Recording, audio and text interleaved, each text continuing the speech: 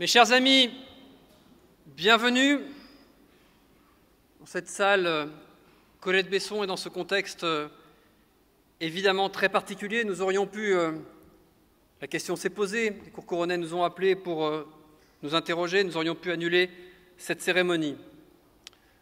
Mais un peu à l'image de ces clichés que vous venez voir, de la vie qui est la nôtre, tous ensemble ici, de la vie qui doit continuer, nous avons souhaité la maintenir, cette cérémonie. Et j'aimerais pour commencer que vous applaudissiez vous-même, parce qu'il y a bien longtemps que nous n'avions pas été aussi nombreux. Finalement, on a bien fait de tenir. Merci.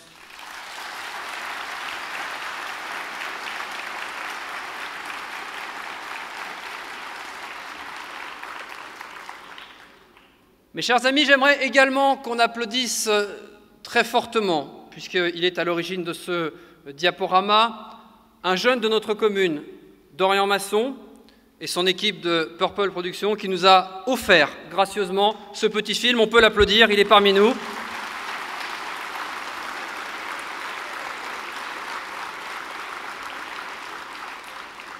Ce sont, on y reviendra tout à l'heure, les talents de nos villes, notre jeunesse. Et avant de vous dire quelques mots, profitant ainsi d'ailleurs pour en faire monter à la tribune les élus, j'aimerais vous proposer un deuxième film, là aussi cadeau d'un autre jeune de Courcouronnes, Julien Sally, avec sa production Warrior Kids, qui a proposé à la ville il y a plusieurs semaines de nous faire un petit film sur lequel évidemment nous n'avons aucun regard. C'est sa libre production et je suis assez fier du travail qu'il fait. Nous le suivons depuis pas mal d'années comme Dorian. On a plein de talents ici, donc je vous remercie d'applaudir Julien, de découvrir ce petit film. Et j'en profite pendant ces 3 petites minutes pour demander à tous les élus, Manuel Valls, Premier ministre en tête, de venir me rejoindre à la tribune. Merci. Merci encore, cher Dorian, merci encore, cher Julien, de ces cadeaux faits à la ville.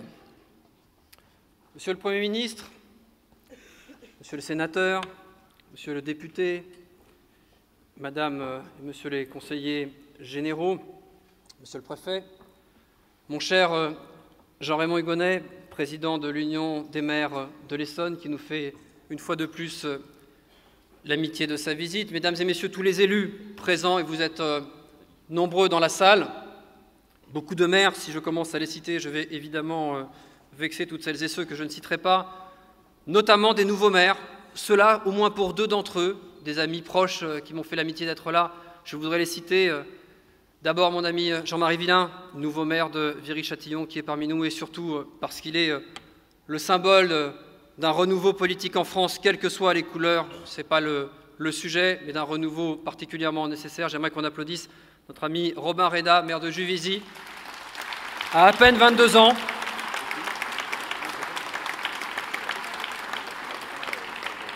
Il m'a d'un coup relégué au rayon des vieux maires. Merci Robin. Mes chers amis, je suis heureux à l'instant même là, de vous entendre rire. Parce qu'on a du mal à rire en ce moment, surtout ces derniers jours. Entre les 7, 8 et 9 janvier, nous avons eu à déplorer 20 morts, qui n'auraient jamais dû être à déplorer. 17 victimes, 3 terroristes. Un bilan colossal qui nous a toutes et tous beaucoup frappés, heurtés, choqués, dont nous avons toutes et tous, acceptons-le, beaucoup de mal à nous remettre. 12 morts dans les locaux et dans la rue de Charlie Hebdo.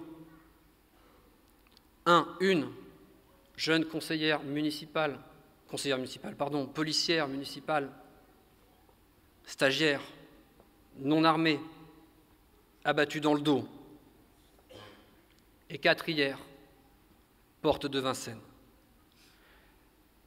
Mes chers amis, je sais que nous l'avons fait à plusieurs reprises depuis 3 jours, mais il me semble, à l'image de cette cérémonie, que tous les rassemblements qui sont les nôtres, quelles qu'en soient les raisons, doivent nous permettre de nous souvenir et d'ancrer ce qui s'est passé. C'est la raison pour laquelle je vais vous demander à celles et ceux qui sont assis de vous lever pour que nous puissions, au début de ce discours, observer tous ensemble une minute de silence. Je vous remercie.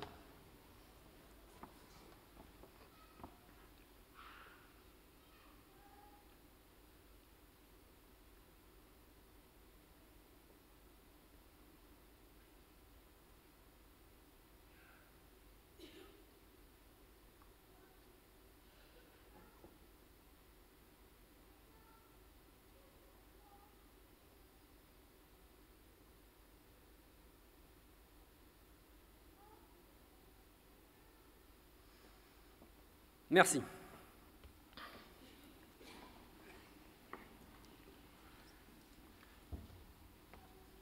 Mes chers amis, donc, comme chacun d'entre nous, la France, notre pays, notre patrie, est meurtrie. Mais évidemment, j'y reviendrai, plus que jamais forte dans ces épreuves. Cela faisait 50 ans que nous n'avions pas connu pareil désastre, pareille barbarie depuis un attentat de 1961, le fameux déraillement du train Paris-Strasbourg. Je voudrais, à l'occasion des événements qui se sont déroulés, évidemment, ne pas revenir dessus, ne pas redétailler ou expliquer l'inexplicable ou l'horreur. Je voudrais juste en cet instant, en la présence de Manuel Valls, notre ami ici, Premier ministre aujourd'hui, ministre de l'Intérieur, l'an passé ici même à mes côtés, féliciter avec beaucoup de force le professionnalisme, la réactivité, la mobilisation des forces de police et d'intervention. J'aimerais qu'on les applaudisse très fort parce qu'elles le méritent.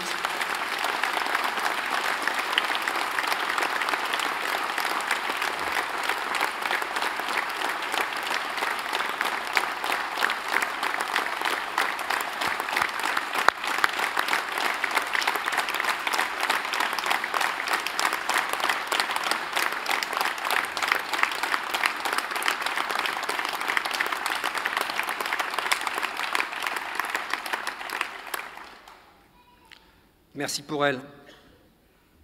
J'aimerais saluer le sursaut des Français, les rassemblements que nous organisons partout en France depuis mercredi de façon spontanée, parfois de façon plus organisée, mais je pense évidemment au premier grand rassemblement qui s'est déroulé place de la République et nous y étions très nombreux dès mercredi soir. Je pense évidemment, mon cher Francis, en te remerciant à nouveau de cette initiative, au rassemblement de mercredi soir, de jeudi soir, pardon, sur la place, la bien nommée, la place des droits de l'homme et du citoyen, devant la mairie d'Évry, où nous sommes retrouvés nombreux habitants de notre agglomération. J'aimerais d'ailleurs, à travers ce rassemblement, saluer également, à la fois évidemment, on appellera ça des mots un petit peu compliqués, mais enfin, l'œcuménisme politique qui est le nôtre, notre capacité à nous entendre dans le sens de l'intérêt général, lorsqu'il le faut, lorsqu'une union pour notre territoire est nécessaire. Mais j'aimerais également avec beaucoup de force, parce que nombreux ont été ceux marqués par les discours, on l'a vu notamment sur les messages que nous avons reçus dans nos cabinets ou sur les réseaux sociaux, j'aimerais saluer le message multiconfessionnel qui a été délivré par l'ensemble des autorités religieuses. Elles sont nombreuses dans la salle ce soir. J'aimerais qu'on les applaudisse également et je les remercie.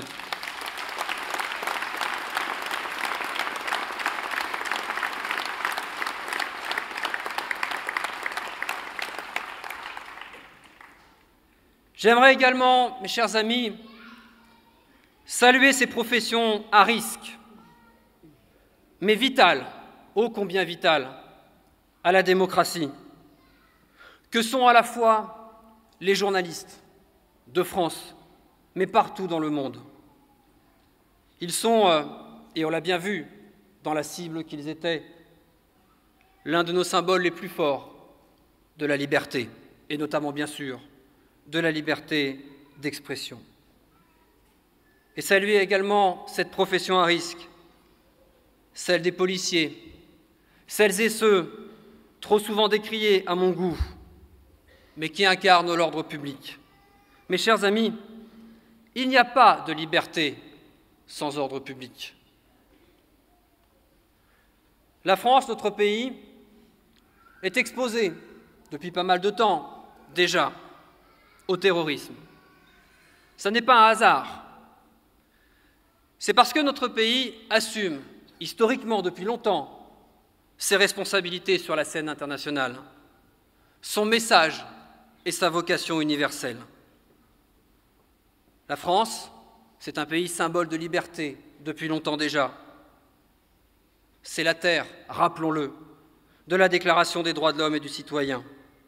Et par conséquent, elle se donne encore aujourd'hui, très largement, et avec là aussi une forme d'unité nationale qu'il faut saluer, les moyens d'assumer sa place dans le monde, grâce notamment à une armée forte, présente, engagée, mais également une diplomatie respectée.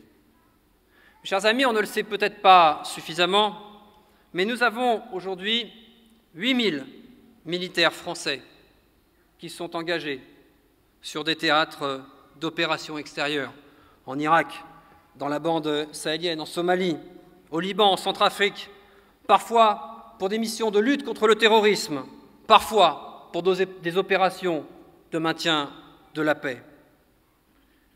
Par conséquent, les menaces qui pèsent sur notre pays, la froideur, les craintes, la peur qui préexistait, mais qui évidemment s'est profondément accentuée depuis mercredi, est tout sauf un hasard. Et dans ces moments-là, il y a deux façons de faire. Il y a celle qui pourrait constituer à se terrer, à reculer, à laisser faire. Ça n'est pas notre culture. Ça n'est pas celle de notre pays. Ça n'est pas celle des différents présidents de la République qui se sont succédés, pas plus que ce ne sont celles des premiers ministres qui se sont succédés. Mon cher Manuel, je voudrais de ce point de vue-là, dans ce moment justement d'unité nationale, en profiter pour te féliciter. Et à travers toi, toutes celles et ceux qui t'entourent dans ton gouvernement, pour l'image de la France que vous véhiculez, en particulier dans ces actions. Et j'aimerais que sur ces sujets-là, notamment sur d'autres également, vous connaissez mes positions souvent rappelées, j'aimerais que l'on soit capables tous de s'entendre.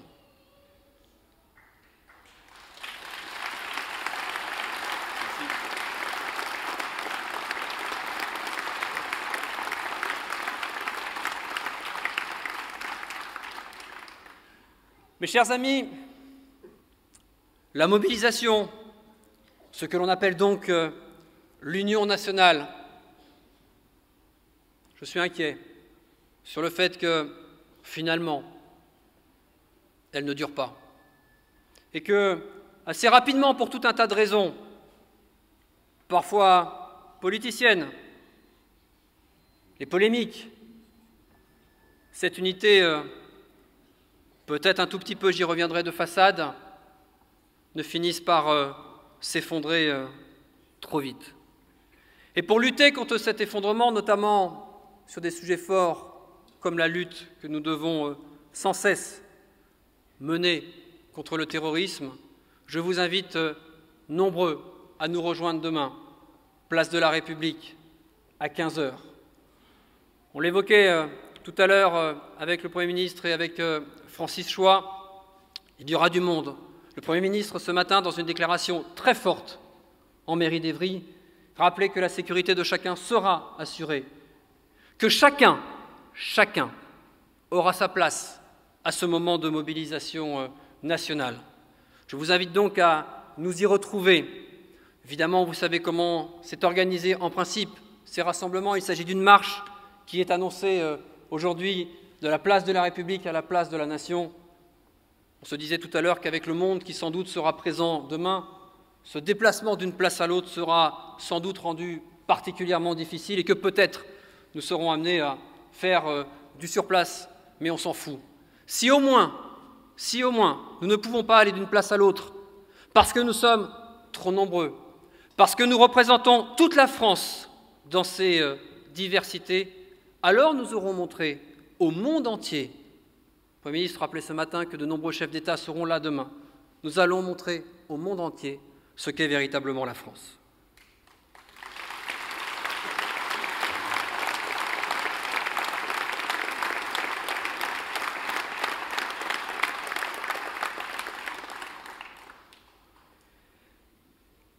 Chers amis, je m'étais dit, évidemment avec ces événements, qu'il serait difficile de faire de la politique nationale, régionale, d'agglomération locale, comme nous avons coutume les uns et les autres de le faire à l'occasion de nos vœux, passer des messages, faire le bilan de l'année passée et dire ce qui court devant nous. Et sans rentrer, ce n'est ni le lieu, ni le moment, dans des querelles, dans des polémiques, dans des postures. Je souhaiterais quand même rappeler, au-delà du malheur qui nous secoue, au-delà de ce sentiment de colère qui nous anime, j'aimerais que nous ayons aussi en tête, chacun, d'essayer de nous élever, de comprendre ce qui s'est passé, ce qui se passe durablement et qui pourrait se passer si nous n'y prenons garde, si nous n'ouvrons pas les yeux. Alors évidemment, dans cette période de tumulte, on pourrait s'arrêter à la facilité qui consiste à dire « c'est une guerre de civilisation », j'ai entendu ça cette semaine, « c'est une guerre de religion », j'ai également entendu ça cette semaine, « c'est une guerre exclusivement contre le terroriste », je l'ai entendu également, ou « c'est une guerre contre le djihad ». Il y a sans doute un petit peu de vrai, pas toujours, dans toutes ces expressions. Mais moi j'aime bien, notamment nous, ce que vous avez l'habitude d'appeler les politiques, que nous ayons aussi, avec un peu de recul, parfois avec un peu de froideur, la capacité à analyser ce que nous avons sous les yeux, à analyser nos propres responsabilités. Mes chers amis, et que l'on s'entende bien, je le redirai d'ailleurs, ce n'est absolument pas une critique à l'endroit de la politique menée par le gouvernement de la France aujourd'hui. Parce que c'est bien plus systémique, parce que c'est bien plus ancien. Mais la France, notre pays, est aussi exposée à une crise systémique du point de vue politique, à une crise démocratique et à une crise économique. Et c'est l'ensemble de ces crises qui fait le terreau de ce que nous avons vécu cette semaine. Mes chers amis, si nous avions des jeunes avec un avenir rayonnant, des jeunes éduqués, des jeunes équilibrés, des jeunes parfaitement accompagnés, est-ce qu'on aurait ces quelques abrutis capables de se balader avec des armes et de créer des drames pareils ?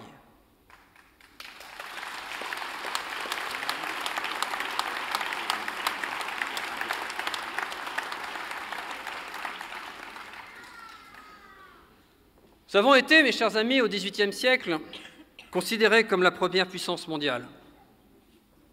Et nous avons glissé peu à peu de la première à la deuxième, à la troisième, pour arriver à être aujourd'hui, paraît-il, la sixième et, sur les courbes que l'on nous prédit d'ailleurs, bien plus loin encore dans les années qui viennent. Ce classement, mes chers amis, est un classement froid. C'est un classement économique.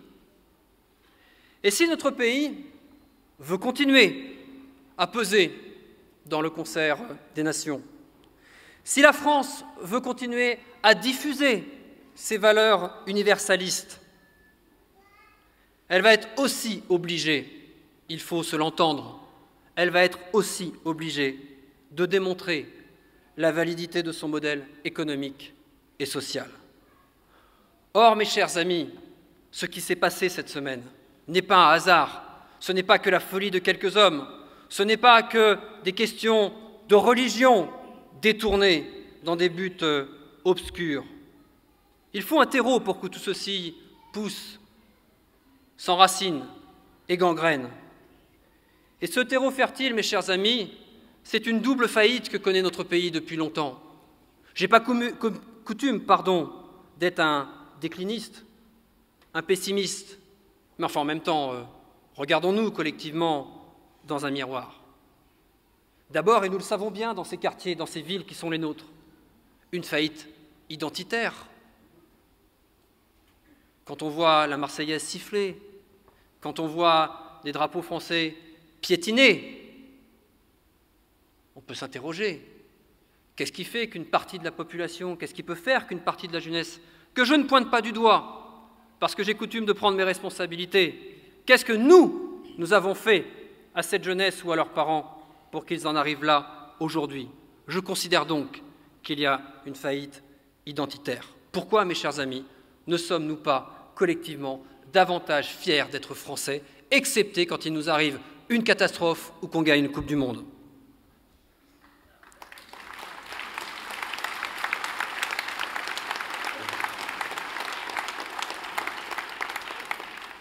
Double faillite, disais-je.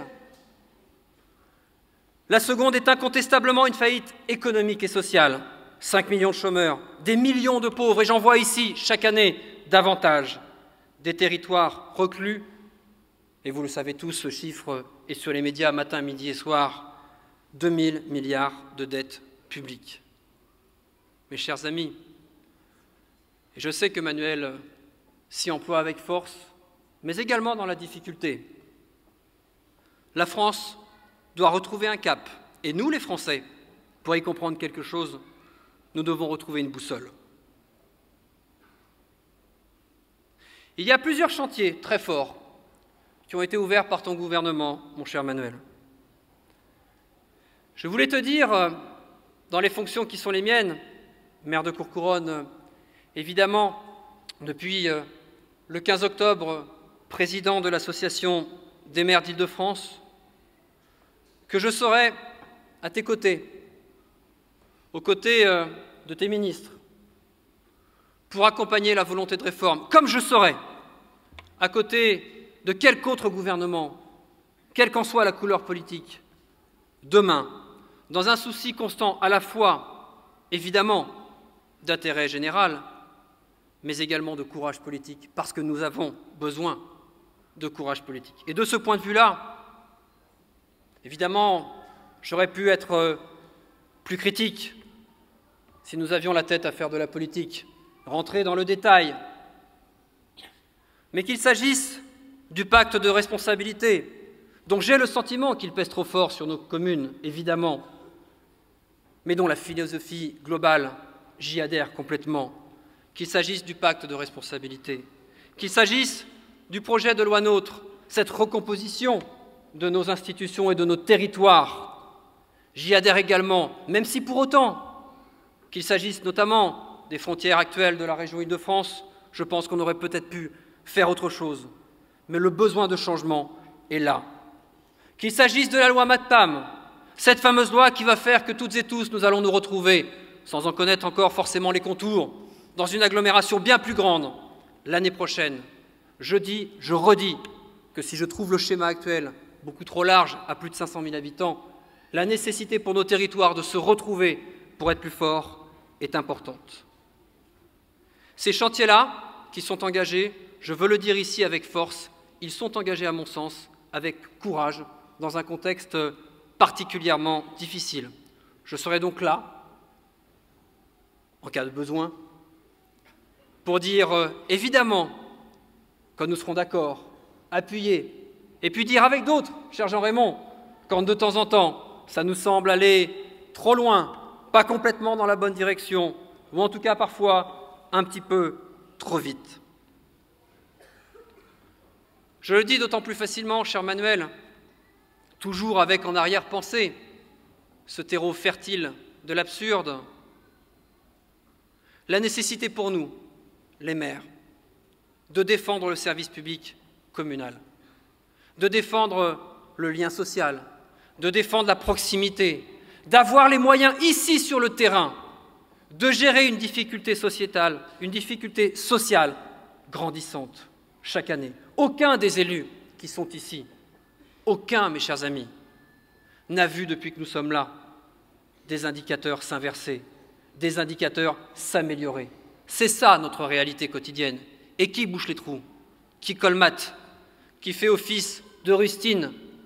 Ces milliers d'élus locaux qui sont systématiquement stigmatisés dans la presse, toujours sur ce nom, qui ne veut plus rien dire d'ailleurs, les politiques. Vous savez, ces politiques qui vous voudraient tant de mal, qui sont finalement engagés que pour s'enrichir personnellement, mais dont on oublie de vous dire dans les 36 700 communes de France que sur les 512 000 élus de France, 90% ne touchent pas un centime et sont, comme la plupart d'entre vous, des bénévoles au service des autres. C'est ça la politique dans notre pays, c'est ça les politiques. Ici, vous êtes à Courcouronnes, 33 élus au conseil municipal, 2/3 du conseil municipal est bénévole. Je pense que tous ces élus, on doit non seulement les soutenir, mais vous pouvez en plus les applaudir.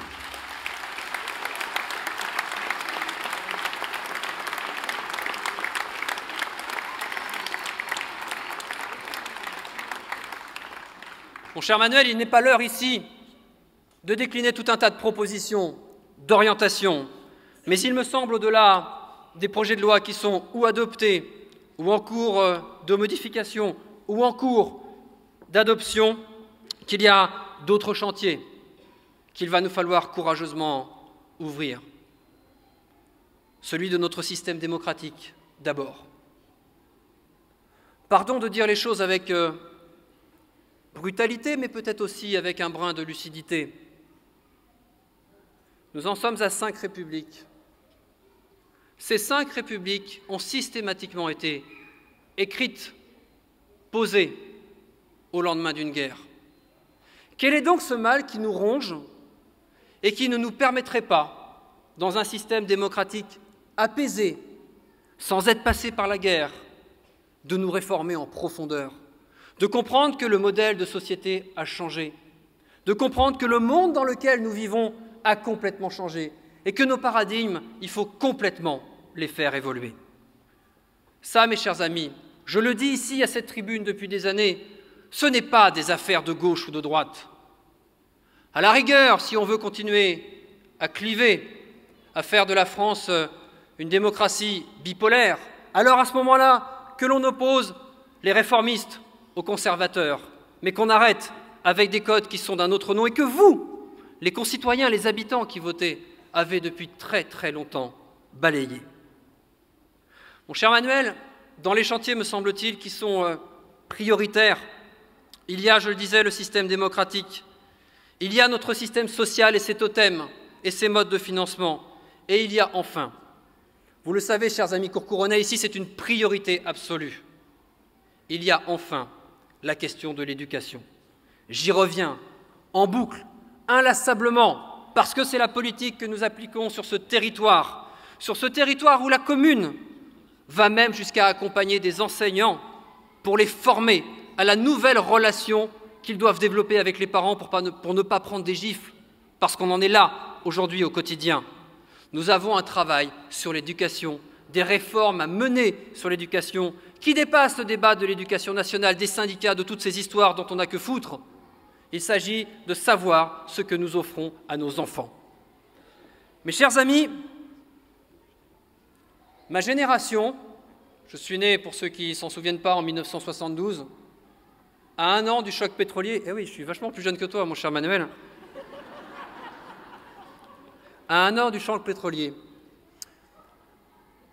Autant vous dire que, depuis ma génération, tous nos jeunes, tous les enfants qui ont grandi, qui ont été éduqués, formés, accompagnés, n'ont rien eu d'autre comme vision face à eux qu'une crise. ils ont connu depuis plus de 40 ans que la crise. Et dans ce contexte-là, s'étonner que quelques-uns, laissés à l'abandon, finissent par passer des nuits entières sur Internet, finissent par se faire embarquer dans je ne sais quelle folie, eh bien je crois que collectivement, ayons conscience de reconnaître que nous en sommes tous, en partie responsables. Il y a également dans ces changements, mes chers amis, la nécessité, à mon sens, que chacun accepte les efforts que nous allons avoir à faire. Je me souviens d'une polémique il y a quelque temps, cher Manuel, quand tu avais indiqué dans un journal, il me semble qu'il était espagnol, qu'il y avait sans doute encore des années de sacrifice devant nous. Certains se sont amusés à polémiquer sur cela. J'aimerais bien de ce point de vue-là que les élus, qui devraient avoir le sens de la responsabilité, cessent les polémiques stériles. On peut discuter des choix politiques, mais allez expliquer aux Français que la France va se redresser, qu'elle va redevenir une voix forte dans le monde, sans avoir eu la capacité de faire quelques sacrifices. Pardon de vous le dire, mais c'est un mensonge. Vous savez, je vais vous donner un exemple assez concret de la réalité des économies que nous pourrions faire ou des difficultés qui peuvent être les nôtres. Je suis un adepte des réseaux sociaux, c'est un secret pour pas grand monde, et il y a quelque temps, j'écrivais un texte sur la défense des communes et de leurs dotations. Et assez habituellement, notamment les courcouronnais qui sont amis avec moi sur Facebook, ont coutume de plutôt soutenir ces démarches-là, qui visent évidemment en premier lieu à défendre le service public communal. Et bien là, dans cette espèce de guerre que nous alimenterions contre les élus, les réponses spontanées qui étaient faites, c'était « mais au lieu de demander plus de dotations, commencez par faire vous-même des économies. Sympa.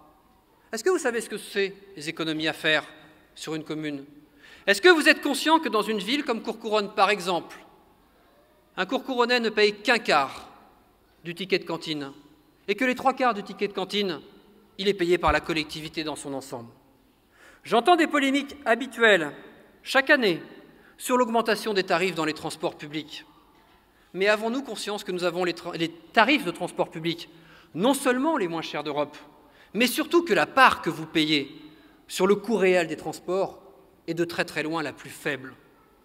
Et il y a donc un écart considérable entre ce que les politiques, dans leurs diverses polémiques, la presse, dans sa méconnaissance des sujets, vous impose comme vision, celle qui consiste à dire les transports augmentent chaque année. Oui, mais ils n'ont pas suffisamment augmenté encore pour qu'on les paye. C'est ça la réalité. Et de ce point de vue-là, mes chers amis, quand je dis que les sacrifices que nous avons à faire devant nous, pour nous redresser, pour être plus forts, sont colossaux, et bien là aussi, nous les élus, nous allons avoir une responsabilité très très forte de pédagogie, pour vous expliquer les choses, pour vous expliquer ce que c'est qu'un service public communal, pour vous expliquer ce que c'est qu'une administration, pour vous expliquer ce que sont les services quotidiens qui vous sont rendus et quelle est leur réalité financière. Vous savez, John Fitzgerald Kennedy, en 1961, a dit une chose qui a été reprise partout dans le monde, à de nombreuses reprises. C'est très sympa, les citations. Mais si de temps en temps, on pouvait les retenir, les apprendre par cœur, et puis le cas échéant, essayer de se les appliquer collectivement à nous-mêmes. Il disait, souvenons-nous-en, ne demande pas ce que ton pays peut faire pour toi, demande plutôt ce que tu peux faire pour ton pays. Mes chers amis, de ce point de vue-là, voir deux jeunes courcouronnais, Dorian, Julien, spontanément, proposer en ces périodes de disette à la ville, de venir apporter leur pierre à l'édifice, de venir proposer des projets, de nous présenter ce soir des films, je trouve que c'est un geste exceptionnel et que d'une certaine manière, parce que toutes et tous, je ne cesse de le répéter dans les écoles courcouronnaises, au collège, au lycée, toutes et tous, nous avons du talent, chacun, des talents complémentaires. Eh bien, commencez à faire partager ces talents. Retrouvons un esprit plus positif. Retournons dans la bagarre sans avoir cet air pessimiste qui consiste à se dire « Allez, finalement, la France est foutue ». Non, elle n'est pas foutue. La France est pleine de richesses. Nous avons des universités fabuleuses. Nous avons une capacité de recherche exceptionnelle qui nous est enviée. Nous avons un rayonnement culturel à travers le monde quasi unique. Nous avons, c'est une chance, une démographie particulièrement dynamique. Nous avons, en saluant le président de la Chambre de commerce, le président du MEDEF qui sont là avec nous ce soir, des entreprises particulièrement actives, créatives, volontaristes. Ce pays a la capacité à changer s'il est capable de sortir de ces polémiques, s'il est capable de sortir, y compris, de ses frontières territoriales. J'aime bien cette espèce de débat que nous avons régulièrement dans l'espace public autour de la mondialisation. Cette espèce de truc complètement dépassé, est-ce que c'est bien, est-ce que c'est pas bien? Mais demandons à nos enfants, combien sont-ils à vouloir parcourir le monde? C'est quoi le monde pour eux? C'est Internet, c'est des billets d'avion qui ont été divisés par 15, par 20, par 30 en 20 ans. Nos jeunes sont déjà à l'ère du monde. Plutôt que de venir se plaindre de cette grandiosité, de ces changements de paradigme, eh bien, essayons de les accompagner, essayons collectivement de créer quelque chose qui fasse que ce qui s'est passé avant-hier ne se produise plus, que nous soyons véritablement ensemble une communauté de destin qui se retrouve enfin autour du dessein commun. Combien sommes-nous aujourd'hui dans notre vie réelle à être finalement égoïstes? Combien sommes-nous finalement, à bientôt, d'ici 48 heures, quand les grandes marches seront terminées, à reprendre notre vie un petit peu comme avant, comme si quasiment rien ne s'était passé? Eh bien si, quelque chose s'est passé et quelque chose doit évidemment changer. Mes chers amis, je ne suis pas élu national, vous le savez bien. Je suis maire de Courcouronnes. Je devrais, normalement, à l'occasion de ces vœux, vous parler de Courcouronnes, ce que je vais faire dans un instant. Mais il m'apparaissait important, il m'apparaît important, mon cher Jean-Raymond, que les maires, que les élus locaux, que nos associations représentatives d'élus fassent aussi leur part de travail pour expliquer quels doivent être les changements et quelle est notre réalité. Je le dis avec encore plus de volontarisme à Courcouronnes et avec encore plus de sens des responsabilités, parce que 2014 a été une année d'élection municipale, et que lorsque dans une ville comme Courcouronnes, une équipe municipale que j'ai la fierté de mener est élue dès le premier tour avec plus de 80%, c'est évidemment une immense fierté. C'est évidemment le sentiment de se dire que tout ce chemin parcouru dans la difficulté depuis 2001 a été utile, que nous avons peut-être réussi à tracer une voie. Mais ça nous donne, je le dis à chaque élection qui passe, encore plus de responsabilités vis-à-vis de vous, encore plus de responsabilités d'explication, de connexion, de lien à chacune et chacun d'entre vous. Mes chers amis, concernant Courcouronnes, et même si les nouvelles sont difficiles, même si le temps économique ne nous incline pas tout de suite à l'optimisme, croyez-moi, nous avons l'intention ici à la fois de faire les efforts qui sont nécessaires, mais aussi d'utiliser ce moment de réforme, ce moment de questionnement, parce que je ne peux pas tenir le discours que je viens de tenir sans l'assumer ensuite dans la gestion communale, pour essayer d'inventer, de créer, d'avoir des collectivités qui soient petit à petit gérées différemment, que nous ayons la capacité collective, les élus ne sont que votre représentation, à être capable de dire ce service public-là, nous en avons absolument besoin, ce service public-là, peut-être que nous en avons moins besoin. Ce service public-là a été rendu ainsi avant, il devra être rendu comme ça demain. C'est ça le travail qui nous attend dans ce mandat. Et croyez-moi, chers amis courcouronnais, avec le score qui a été le nôtre en mars, nous n'avons aucune, je dis bien aucune, marge de manœuvre pour vous décevoir. Chers amis, je fais un bref focus, parce que c'est important, sur les projets de Courcouronnes. Vous nous avez fait l'amitié de venir ce soir. Vous êtes évidemment courcouronnais majoritaires dans cette salle. Je sais que vous le faites aussi régulièrement pour entendre la feuille de route que nous avons fixée pour l'année qui vient. Et dans cette feuille de route, malgré les difficultés, nous allons poursuivre notre force d'investissement. Nous allons poursuivre toutes les actions que nous avons engagées sur les questions sociales, sur les questions sanitaires, parce qu'elles sont de plus en plus prégnantes dans nos quartiers, sur ce lien social si important dans des villes comme les nôtres, à tisser et à maintenir, sur la main tendue que nous devons vous donner pour que vous la saisissiez et venez vous-même vivre votre ville, y participer, la recréer avec nous, apporter vos idées et apporter du sang neuf. Évidemment, pour ce faire, nous allons continuer à développer nos équipements parce que nous n'avons pas le droit de nous arrêter. Nous aurons cette année, c'est important, je sais que c'est très attendu, l'ouverture du nouveau centre social Brel-Brassens. Nous aurons 2 nouvelles résidences qui vont ouvrir sur Courcouronnes Centre. Nous aurons, mon cher Francis, le début des travaux de cette salle culturelle tant attendue à la ferme du Bois-Briard. Nous aurons enfin le début de la destruction du bâtiment chez Métoff au Canal et le début des travaux sur le périmètre de l'hôpital, avec notamment très prochainement, je sais que les commerçants sont très en attente de cela, une animation qui va prendre place au rez-de-chaussée de l'actuel hôpital pour redonner très vite de la vie à ce quartier.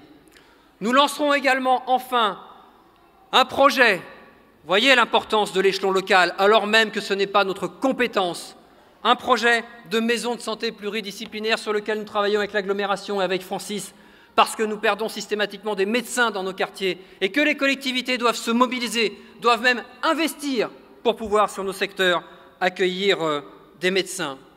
Nous accueillerons également la construction, après l'avoir inaugurée tous ensemble il y a quelques semaines, l'EHPAD. Nous allons accueillir la 2e phase de notre pôle senior auquel, avec Michel Berson, nous avons énormément travaillé ces dernières années. Et puis évidemment, nous allons accompagner le développement de nos équipements sportifs, je pense au site de tennis. Et puis, parce qu'on est systématiquement dans l'ambiance morose, parce qu'on a tendance à parler systématiquement des entreprises qui se tirent, des emplois qui s'en vont, eh bien, annonçons les bonnes nouvelles.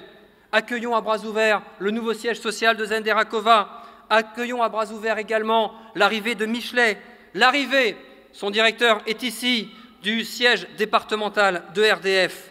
Et accueillons enfin, avec beaucoup de plaisir et beaucoup d'honneur, nous avons déjà beaucoup de services publics sur notre commune, l'installation du SDIS, nos pompiers de l'Essonne, que je vous remercie également d'applaudir.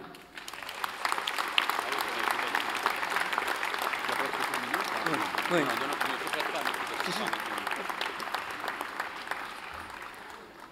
Mes chers amis, pour conclure, je voudrais vous remercier, toutes et tous, qui faites au quotidien la vie de notre commune. Nos associations, évidemment, celles et ceux qui participent à notre passeport pour la réussite, la traduction courcouronnaise de la réforme des rythmes scolaires, nos enseignants, nos directeurs d'école, proviseurs, principales, l'ensemble de nos effectifs communaux, que je remercie de tout cœur, de l'agglomération, les effectifs de TIS, du SMITEC, toutes celles et ceux qui nous accompagnent. Mais avant tout, je veux vous remercier, vous, les Courcouronnais. C'est vous, la vie de Courcouronnes. Je vous remercie notamment d'avoir participé à ces petits selfies qui ont constitué notre carte de vœux. Courcouronnes d'hier, Courcouronnes d'aujourd'hui, mais presque surtout Courcouronnes de demain, c'est d'abord vous, mes chers amis. Je voudrais également avoir une pensée émue pour notre amie Joséanne Adélaïde, qui nous a quittés en 2014 et pour qui cet équipement qu'elle a voulu, qu'elle a porté, était si important. Mes chers amis, en remerciant à nouveau toutes celles et ceux qui m'entourent, mes collaborateurs, celles qui partagent ma vie, mes enfants, en remerciant mon cabinet qui chaque année souffre un peu plus, en remerciant le service communication pour le travail qui a été fait, le service restauration, en remerciant évidemment, et j'aimerais qu'on l'applaudisse également, notre police municipale qui est présente.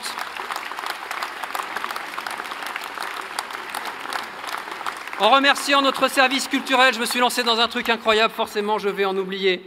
En remerciant nos prestataires qui nous ont accompagnés, je pense notamment à MC Service pour le prêt de ces ordinateurs.